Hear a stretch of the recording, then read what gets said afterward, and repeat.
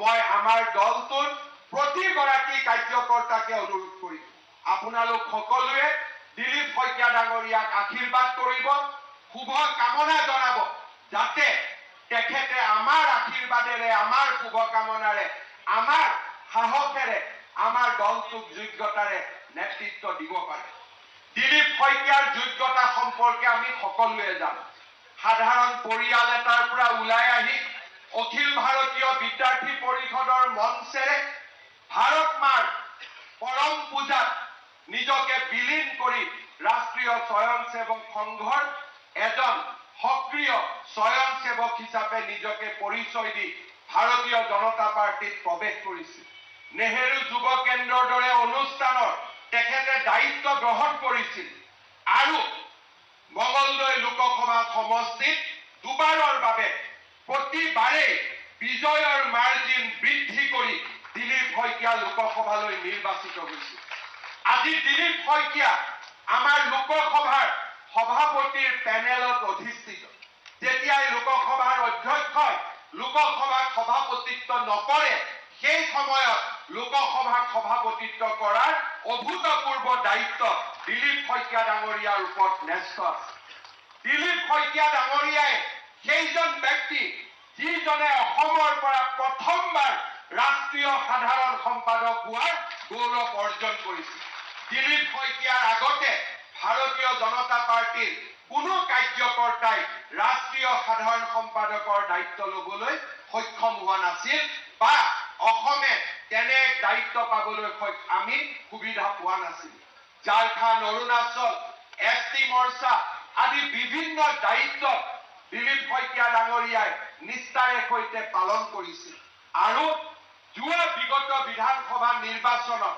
আমাৰ election management কমিটিৰো convener হিচাপে দায়িত্ব পালন কৰি দিলীপ শইকীয়া ডাঙৰীয়াই নেপথ্যৰ পৰা সমগ্ৰ বিধানসভাৰ নিৰ্বাচন পৰিচালনা কৰিছিল এজন সকলো ফালৰ পৰা যোগ্য আৰু সকলো ফালৰ পৰা এজন সাহসী শক্তিশালী কাৰ্যকৰ্তাই ভৱেশ কলিতাৰ পৰা সভাপতিৰ আজি দায়িত্ব গ্ৰহণ কৰিছে যিখন পতাকা ভৱেশ কলিতা ডাঙৰীয়াই দিলীপ শইকীয়াক তুলি দিলে সেই পতাকাখনৰ মান আৰু সেই পতাকাখনৰ সন্মান ৰক্ষা কৰি আমাৰ দলটোক 2026 চনত তৃতীয়বাৰৰ বাবে শাসনলৈ ঘূৰাই অনাৰ এক দায়িত্ব আজি আমি দিলীপ শইকীয়া ডাঙৰীয়াৰ ওপৰত ন্যস্ত কৰিছো মই বিশ্বাস কৰো দিলীপ শইকীয়া ডাঙৰীয়াৰ নিৰ্বাচন দ্বাৰা নেতৃত্বত দিলীপ শইকীয়া এশৰ অধিকাৰী আৰু ভগৱানে কৰিলে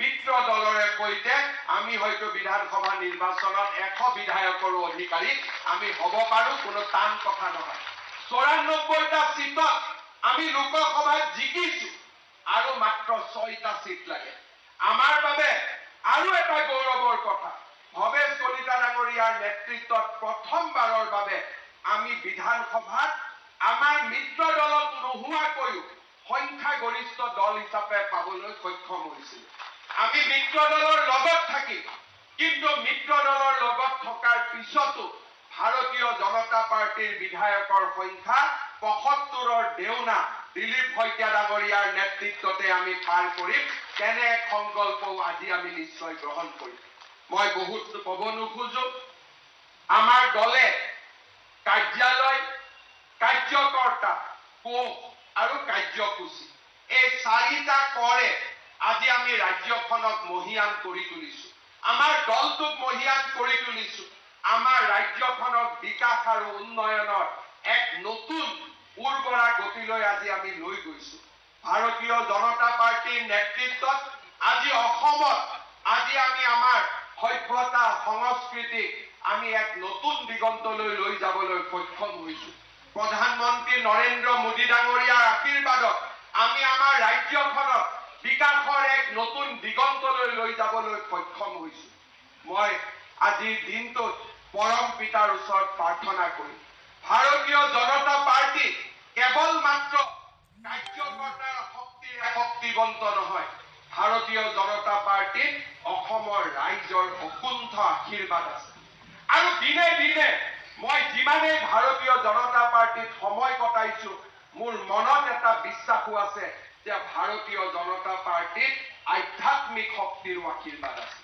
নহলে ভাৰতীয় জনতা পাৰ্টিয়ে এনেকৈ কেতিয়াও এটা পৰিয়ালৰ ওচৰত দলটোক যাব নিদিয়াকৈ ৰক্ষা কৰিবলৈ কেতিয়াও সমৰ্থ নহলহেঁতেন। আজি যি কাম কংগ্ৰেছে কৰিব পৰা নাই, সমাজবাদী পাৰ্টিয়ে কৰিব পৰা নাই, ৰাষ্ট্ৰীয় জনতা পাৰ্টিয়ে কৰিব পৰা নাই, কোনেও কৰিব পৰা নাই। বাজপেয়ী ডাঙৰীয়াই যদি ইচ্ছা কৰিলেহেঁতেন, জনসংঘৰ দিনত যদি শ্যামা প্ৰসাদ মুখাৰ্জীয়ে ইচ্ছা কৰিলেহেঁতেন, নৰেন্দ্ৰ মোদী ডাঙৰীয়াই যদি আজিও ইচ্ছা কৰে, দলটোত পৰিয়ালক্ৰমটো আনিব পাৰে। কিন্তু কোনোবা আধ্যাত্মিক শক্তিয়ে ভাৰত মাৰ ৰক্ষণাবেক্ষণৰ কাৰণে, ভাৰত মাৰ সভ্যতা আগুৱাই লৈ যাবলৈ এনেকুৱা এটা দল নিৰ্মাণ কৰিছে, যি দলটো সাধাৰণ ভাৰতীয়ৰ দল হৈ থাকিব, সাধাৰণ কাৰ্যকৰ্তাৰ দল হৈ থাকিব। আধ্যাত্মিক শক্তি অবিহনে ভাৰতীয় জনতা পাৰ্টি এনেকৈ কেতিয়াও চিৰ প্ৰবাহমান সুতিত পৰিণত হ'ব নোৱাৰিলেহেঁতেন। এই দলটোৰ এজন আমি শক্তিশালী কাৰ্যকৰ্তা, এই দলটোৰ এজন আমি একোজন গৌৰৱী কাৰ্যকৰ্তা, আৰু মই আশা কৰিম দিলীপ শইকীয়া ডাঙৰীয়াৰ দায়িত্ব গ্ৰহণৰ এই শুভ দিনটোত আমি আকৌ এবাৰ নিজৰ কাৰ্যকৰ্তা হিচাপে ভাৰতীয় জনতা পাৰ্টিক মহিয়ান কৰিবলৈ আমি আকৌ এবাৰ নিজক সংকল্পবদ্ধৰে আমি প্ৰতিজ্ঞাবদ্ধৰে আগবাঢ়ি যাম। मैं असम प्रदेश बीजेपी का ओर से हमारे माननीय मंत्री गजेंद्र सिंह शेखावत जी को धन्यवाद देता हूं। कल आपने एक बार भी कौन नया अध्यक्ष बनेगा इसका बारे में आपने एक बार भी मेंशन नहीं किया। आपने आते ही हमें बोला कि अगर कोई और व्यक्ति कॉन्टेस्ट करना चाहते हैं आप मना मत कीजिए। इसलिए बीजेपी को डेमोक्रेटिक वैल्यू को हमें आधोल करना है। शेखावत जी ने बहुत ही बढ़िया तरीका से उन्होंने चुनाव का रचना किया और नेशनल एग्जीक्यूटिव तक आज बड़ी ही सबका उत्साह और उद्दीपना का साथ ये चुनाव का समापन भी किया। आप लोगों को मैं बताना चाहता हूं, शेखावत जी को मैं इसलिए धन्यवाद नहीं दूंगा कि इलेक्शन को बढ़िया से समापन किया, लेकिन शेखावत जी ने आसाम के दो बड़ी काम में सबसे बड़ा हिस्सेदारी किया। आप लोग जानने के लिए इच्छुक होगा ऐसा क्या काम कर दिया शेखावत जी ने। मैं पहला बताऊंगा, हमारे आसाम का जो सरायदेव मैदान यूनेस्को में जाके नेशनल यूनिवर्सल वर्ल्ड हेरिटेज हुआ, इसका नेतृत्व भारत का ओर से शेखावत जी ने लिए थे।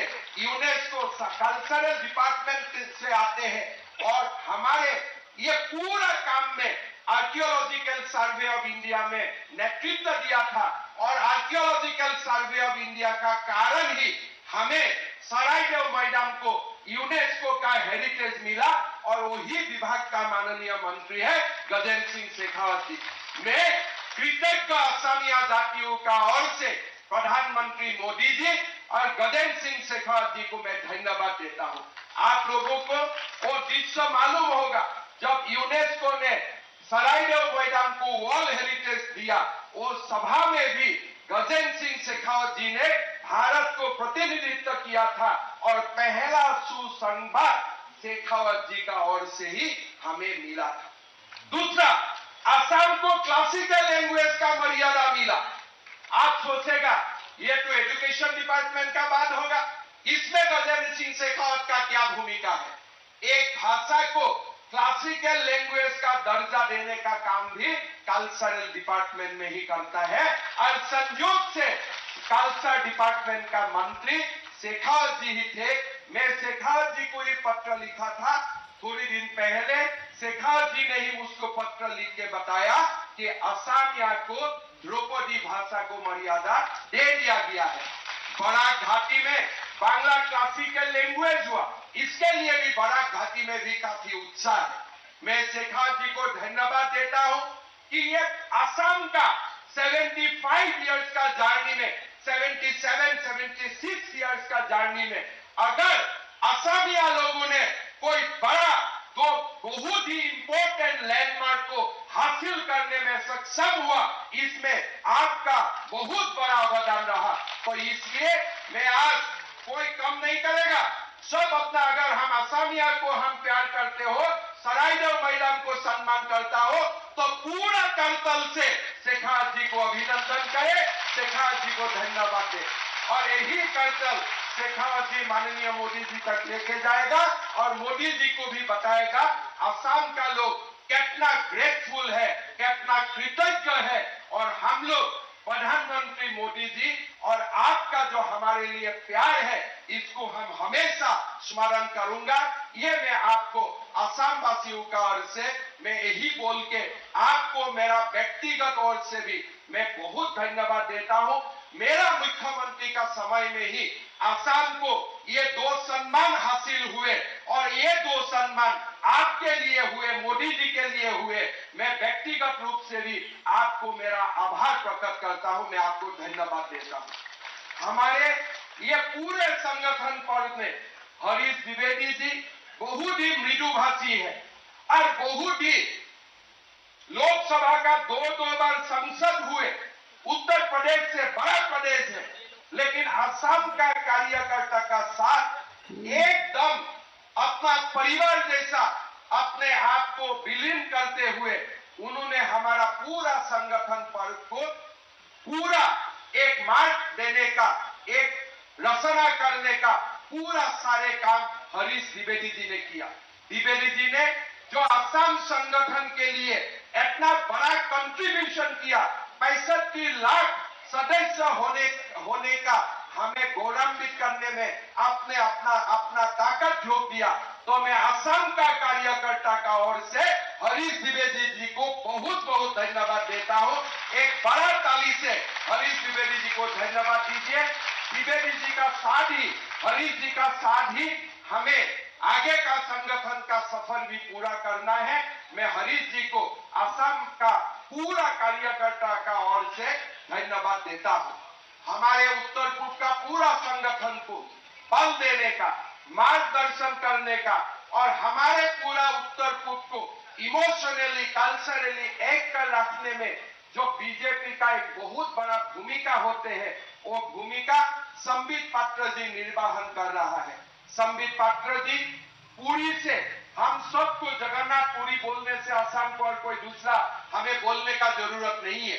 पुरी से संबित पात्र जी सांसद है, लेकिन संबित पात्र जी हमारे उत्तर पूर्व का समन्वय का काम भी पार्टी का ओर से देखते हैं, पार्टी का ओर से करते हैं। मैं संबित पात्र जी को भी असम का कार्यकर्ता का ओर से बहुत बहुत धन्यवाद देता हूं। आज आमार মাজত आमार प्राक्तन सभापतिসকল उपस्थित আছে আৰু এখেতসকলে বিভিন্ন সময়ত আগবঢ়াই যোৱা বৰঙণিৰ বাবে আজি আমাৰ সংগঠনটো এই পৰ্যায়ত আহি উপস্থিত হৈছে। মোৰ মনত আছে প্ৰাথমিক সদস্য পদৰ যেতিয়া আমি অন্তৰ্ভুক্তিৰ আৰম্ভ কৰিছিলো, তেতিয়াও সিদ্ধাৰ্থ ভট্টাচাৰ্যজী, নাৰায়ণ বৰকটকী, ৰঞ্জিত দাস ডাঙৰীয়াই আহি আমাক আশীৰ্বাদ দিছিলে। আজি তেখেতসকলে আকৌ এবাৰ আহি দিলীপ শইকীয়াক আশীৰ্বাদ দিছে। মই তেখেতসকলকো ধন্যবাদ আৰু কৃতজ্ঞতা জনাইছো। বিজয়া বাইদেউ আমাৰ মাজত উপস্থিত হৈ আজিৰ এই অনুষ্ঠানটোত যি ভব্যতা প্ৰদান কৰিলে তাৰ বাবে মই ধন্যবাদ দিছো। এজন ব্যক্তিৰ কথা हमें बोलना पड़ेगा। राजू जी हमारे सांगठनिक संपादक हैं। इतना सहज, इतना सरल व्यक्तित्व और जो किसी का नहीं लेकिन सबका है, ऐसा व्यक्तित्व मैंने देखा भी नहीं था। राजू जी को मैं बहुत धन्यवाद देता हूं। राजू जी किसी का नहीं, लेकिन राजू जी हम सब लोगों का है, ऐसा ही उनका परिचय है। मैं राजू जी को धन्यवाद देता हूं।